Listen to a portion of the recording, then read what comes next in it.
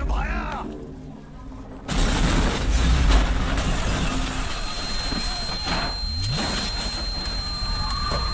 1993 के मुंबई ब्लास्ट में सैकड़ों लोग मारे गए और हजारों घायल हुए।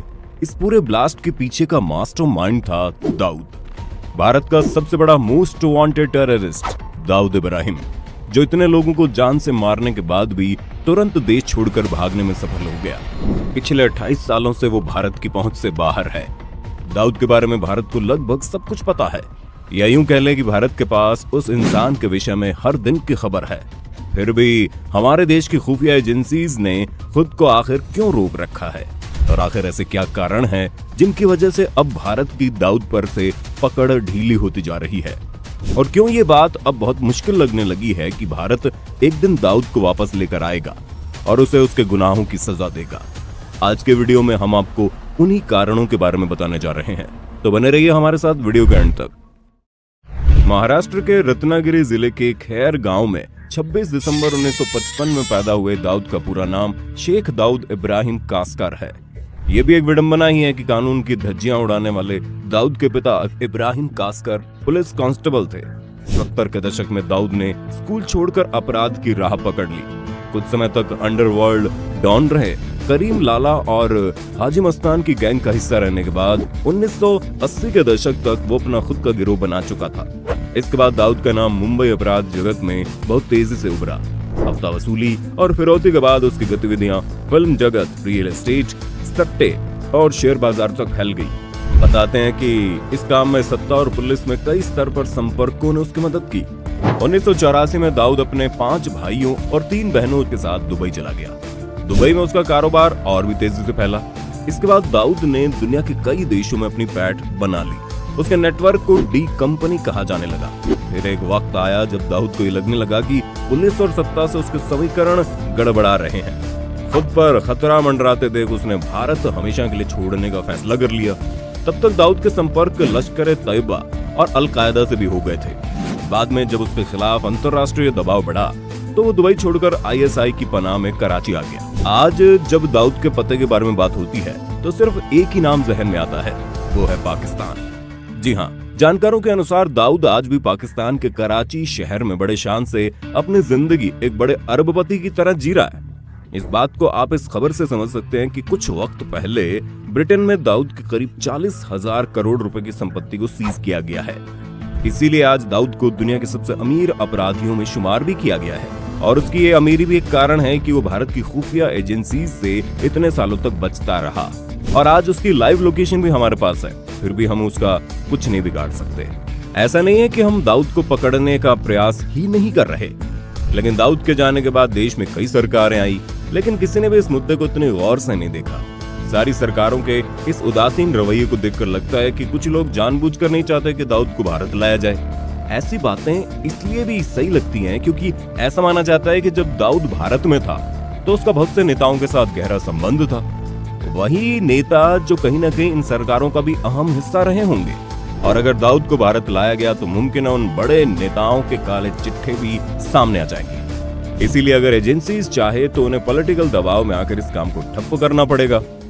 नेताओं वाली बात तो शायद के हवाले है, लेकिन दाऊद को जिस तरह से पाकिस्तान सपोर्ट करने में लगा हुआ है, ऐसे में वो कभी नहीं चाहेगा कि दाऊद इंडिया आए।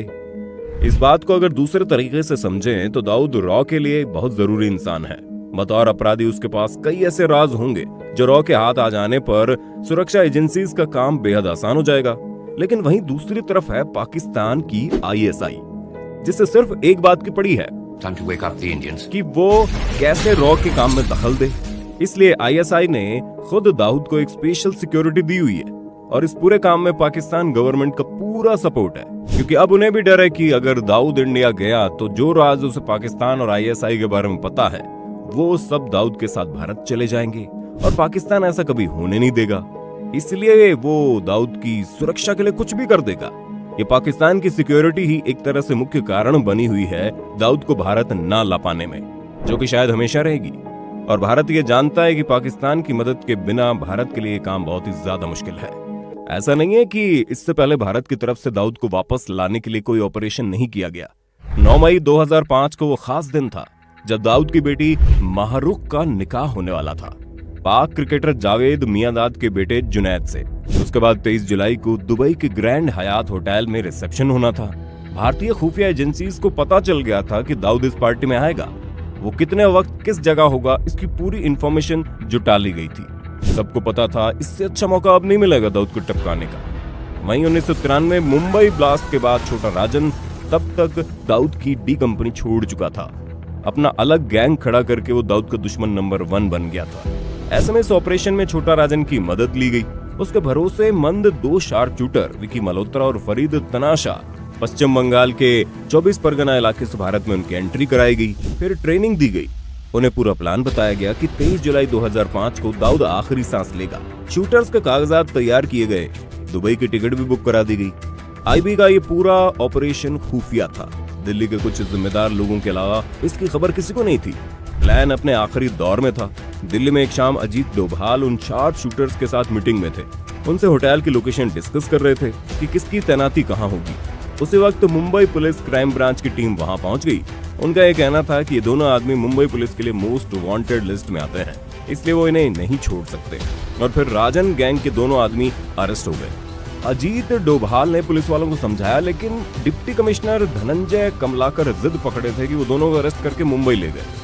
और यहीं से ये बात साबित हो गई कि दाऊद को बचाने के लिए मुंबई पुलिस ने ही कहीं ना कहीं साथ दिया है। और इस तरह दाऊद को पकड़ने का एक सुनहरा अवसर भारत के हाथ से चला गया। हालांकि बाद में डोभाल ने ऐसे किसी भी मिशन का हिस्सा बनने से मना किया था और उनके हिसाब से कभी ऐसे किसी मिशन का प्लान भी नहीं बना था।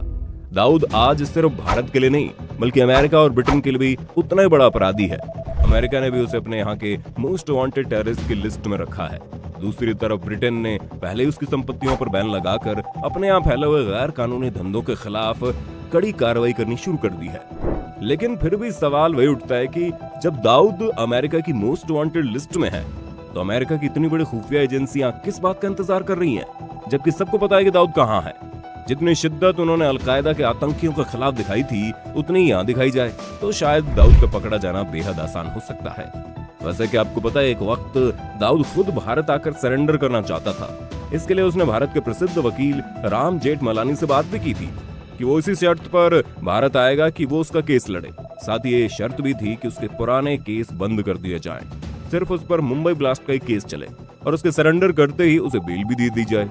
लेकिन उस वक्त की सरकार ने उसकी किसी भी शर्त को मानने से इनकार कर दिया और इसी के साथ दाऊद के खुद से सरेंडर करने की सारी संभावनाएं ही खत्म हो गई।